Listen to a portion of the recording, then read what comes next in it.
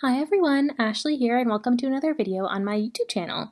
Today I'm showing how to make a fun interactive card using lots of Lawn Fawn supplies, including one of their newer die releases, which is called the Swish and Pop die. And this is my first time using this die, although it did come out quite a little while ago.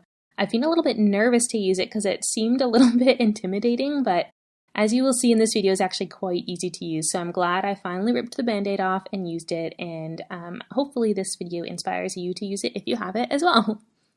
So without further ado, let's get into the card making. I'm starting with a full-size card panel, so this is just a piece of white cardstock cut to 4 1/4 by 5 1/2 inches, and as you can see, I taped that die in place, which cuts 4 little holes across the top. This comes as part of the Swish and Pop die set. So all you need to do with that one is just make sure that it is lined up so that that bar that kind of comes out at a right angle is butt up against the end of the cardstock, and that makes sure that those dots are far enough away from the end of the cardstock. It doesn't matter if you do this at the top of the cardstock or the bottom, it can be either. It just has to be that that little metal arm is butt up against whatever end of the cardstock you're choosing to use. And then you get those 4 little dots that you can see there. I then blended that piece of cardstock with a cloud stencil and some light blue Distress Oxide ink to make it look like a sky. Next, I'm assembling the rest of the Swish and Pop mechanism. So to start, I cut out 2 pieces of this white cardstock using one of the dies that comes in the Swish and Pop pull tab set. And this is the actual pull tab, so this is what you'll actually pull on to make the pull tab work. I cut out 2 and glued them together because I really like this piece to be very sturdy. I find sometimes if I just use one piece of cardstock, it's a little too flimsy for me, and when you push it and pull it, it just bends rather than pushing and pulling seamlessly, so I like to glue 2 pieces together to make sure that doesn't happen. I've also gone ahead and die cut that sort of swishy arm piece out of clear acetate, and now I'm just attaching those 2 together using a brad, and I put that brad through the pull tab and then through the acetate in the first hole to the right. Now I can put a second brad through the acetate in the second hole and then put that through the cardstock itself as part of the panel with the dots cut out. And for this, you can choose whichever dot you want to put it through. It really just depends on where you want that swishing action to be on your card. So every dot will give you a slightly different result. So you can always test them out and see which one you like best and then open that brad, or I guess close the brad, whichever way you want to look at it, so that the brad is in place and that Swish and Pop die is all good. And as you could see just now, I was swishing and popping it and it's perfect, and you'll see that throughout the rest of the video. I test it many, many times. Okay, so to continue building the card in this scene, I cut out a piece of white cardstock with a cloudy border die and a piece of white cardstock with a grassy border die. So the cloudy border die will go at the top and the grassy border at the bottom to make the ground. The piece that was cut with the cloudy border die is meant to look sort of like tree leaves. And I blended both of those with some different colors of green Distress Oxide ink just to get a bit of a blend going. These 2 colors are Mowed Lawn and Twisted Citron. And then I splattered them both with some Mowed Lawn Distress Oxide ink that I just watered down on an acrylic block and splattered it with a paintbrush. And this just gives a nice little added dimension. It just gives sort of like a speckly effect, which I really like. Okay, so coming back to my panel, now is the time where you want to cut the notch out of the piece that's going to be covering up the Swish and Pop mechanism. So for me, that's the trees, because I'm going to have the Swish and Pop mechanism at the top of my card. So I'm just laying on that tree leaf piece where I think it should go, and then lining up that Swish and Pop pull tab so that it's straight and pushed all the way in. And then I can take the notch die and line it up so that the arrows on that notch die are overlapping exactly where the pull tab is. And that tells you that the notch will be in perfect placement to show that pull tab. Then you can run it through a die cut machine and you can see that it die cuts that little stitched notch on the side. And when you overlay that onto your card, it's in the perfect spot to expose that pull tab. Okay, so now to actually adhere these 2 pieces together, you want to use foam, and that allows space for your pull tab to move. But you don't want to put foam anywhere where it will interfere with the pull tab mechanism. So you just have to be careful. I kind of just did trial and error where I would place that little piece on top, try putting a piece of foam in where I thought it should work fairly well, and then kind of lay it down again and then test it again to make sure that the pull tab can still work with the Swish and Pop mechanism.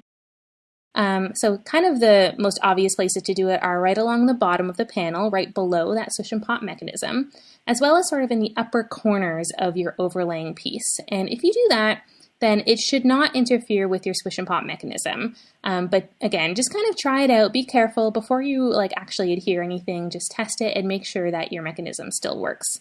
So now I'm just kind of, again, testing it. I've adhered everything now, so I released the release paper from that foam, and now everything is good to go.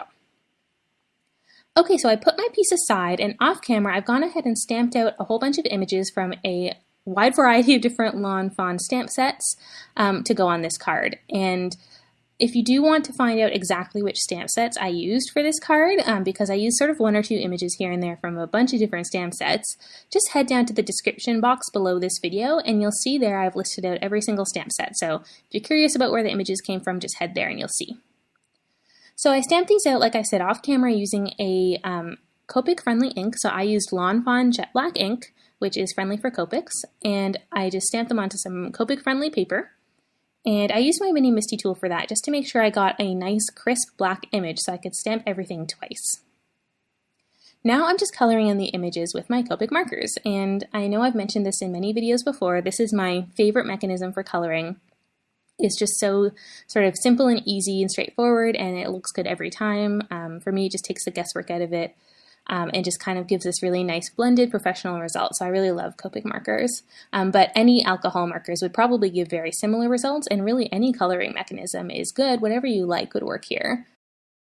For the card, I did stamp out a piñata. This comes from the Lawn Fawn stamp set Year 7. It's just a small little mini stamp set that I believe Lawn Fawn released to celebrate their birthday a little while back.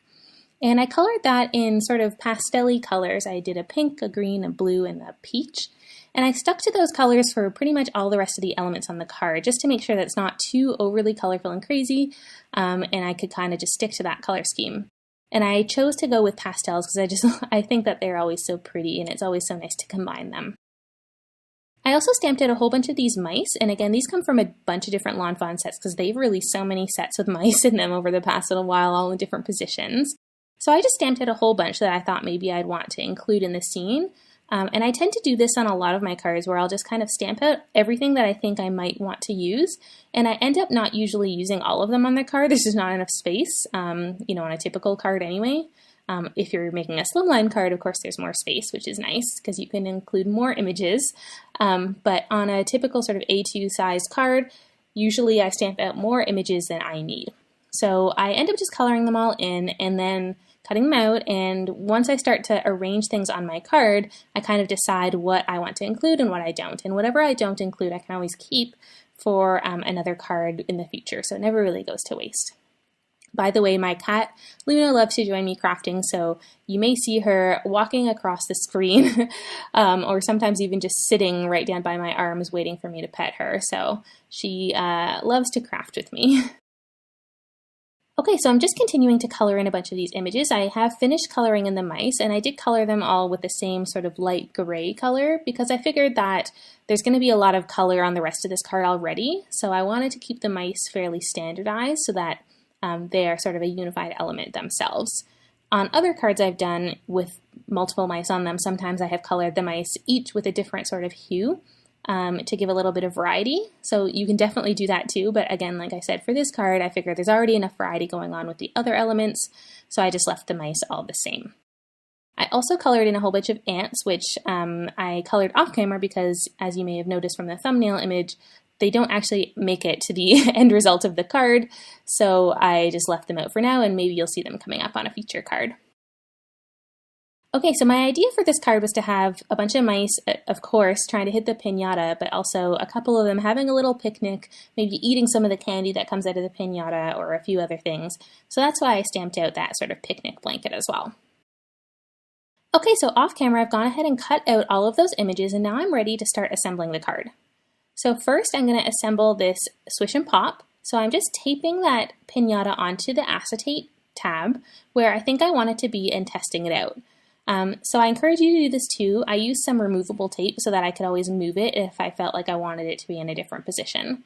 But once you're happy with the position, you can go ahead and cut the excess acetate off. Just use some scissors to do that. And then you can add some more sort of serious tape.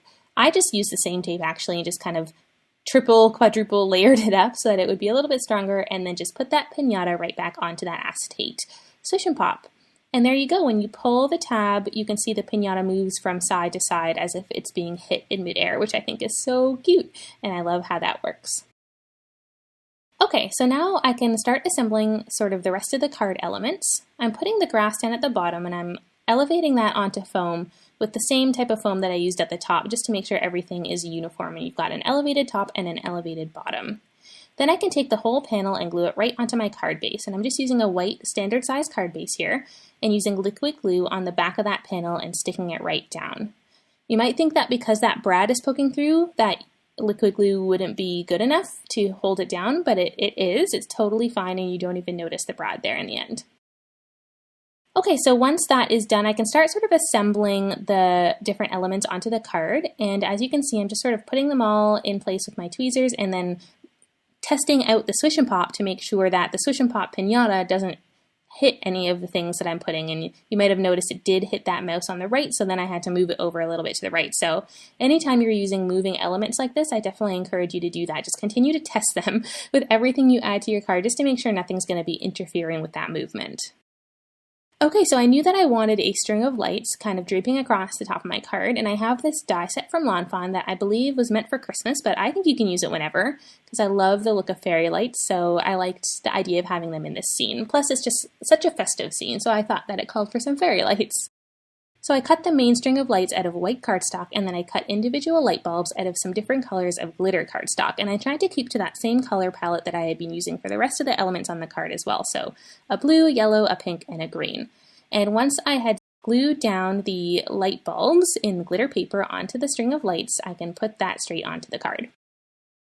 The only thing left to do really for this card is to stamp out the sentiment. So I stamped out "Hope Your Birthday Is" on a piece of white cardstock, which I cut down into a strip, and then I stamped out the word "Smash" onto a small border.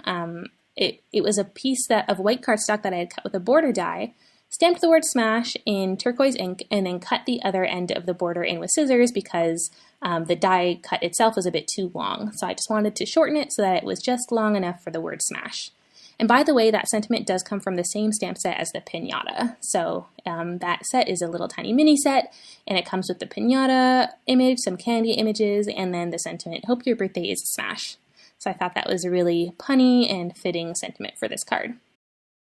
So at this point, all that's left is to really just go through the scene and glue everything together and glue it onto the card.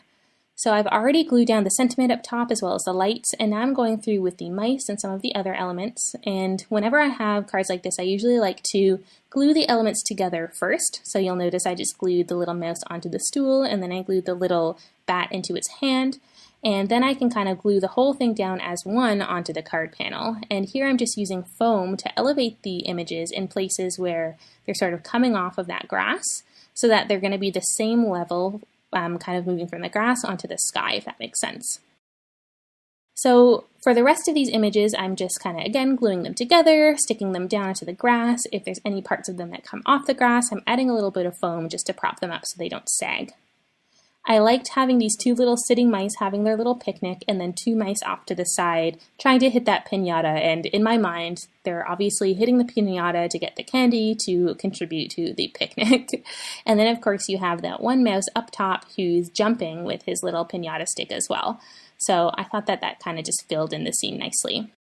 Then once everything is glued down, you can cut off the edges from that little string of lights so that they don't hang over, and then I just glued a few little pieces of candy around the sky as well, just to make it look like there's some candy flying out of the piñata. But I, again, made sure that the piñata was not going to be interfered with as it swished and popped as I glued those down. The last element to this card is this little die that acts as sort of the topper to the pull tab that comes as part of that die set, and it tells you to pull on the tab. I cut it out of some glittery blue cardstock to match some of those lights, and there you can see it has a little arrow and it tells you to pull the pull tab. So here is the final card. As I pull that pull tab, you can see that the piñata goes back and forth like it's being hit, which is so cute. And I just love sort of how festive and bright this card is. So this is a really, really fun way to use the Swish and Pop tab, pull tab die for the first time. And again, if you have this die sitting in your stash like I did, I hope that this encourages you to use it because it actually is not as hard as I thought. So thank you so much for watching this video. If you do want to see more of my cards, head over to my Instagram account where I post even more than I post here on YouTube, or head over to my homepage at YouTube because there are a lot more videos there as well. Thanks so much for watching, and I'll see you next time. Bye!